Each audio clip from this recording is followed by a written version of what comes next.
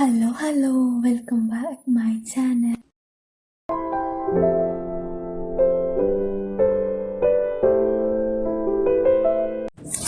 Water colour ചെയ്യാൻ താല്പര്യമുള്ളവർക്ക് വേണ്ടിയിട്ടുള്ള ചെറിയ ചെറിയ ടിപ്സാണ് ഈ വീഡിയോ ഫുള്ള്.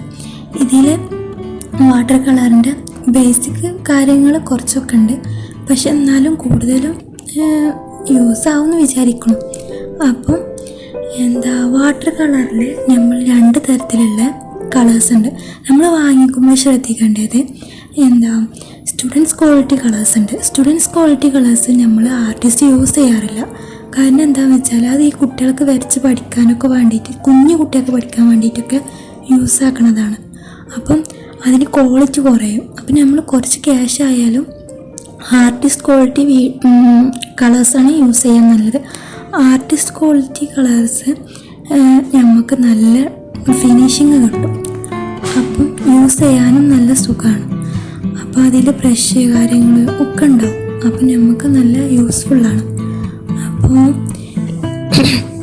നമ്മൾ ഗ്ലോ വേണ്ടിയിട്ടൊക്കെ ചെയ്യുകയാണെന്നുണ്ടെങ്കിൽ ഗ്ലോ ചെയ്യേണ്ട ഭാഗങ്ങൾ മാക്സിമം നമ്മൾ വൈറ്റ് പോർഷന് കവർ ചെയ്യാതിരിക്കുക, വാട്ടർ കളർ വെച്ചിട്ട് വരക്കാതിരിക്കുക ആ ഭാഗങ്ങൾ.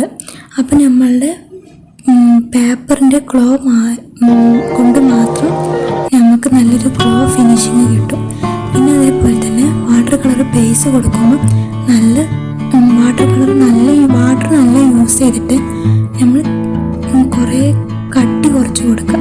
നല്ല കട്ടിയിൽ കൊണ്ടുപോയിക്കൊണ്ട് ആദ്യം തന്നെ വാട്ടർ കളർ ചെയ്യരുത്. പിന്നെ മാക്സിമം നമ്മൾ കട്ടി കൂട്ടി നമ്മൾ നല്ലൊരു കളറിൽ എത്തിക്കുക. അതാണ് നമ്മൾ വാട്ടർ കളറിൽ കൂടുതൽ യൂസ് ആക്കുന്നത്.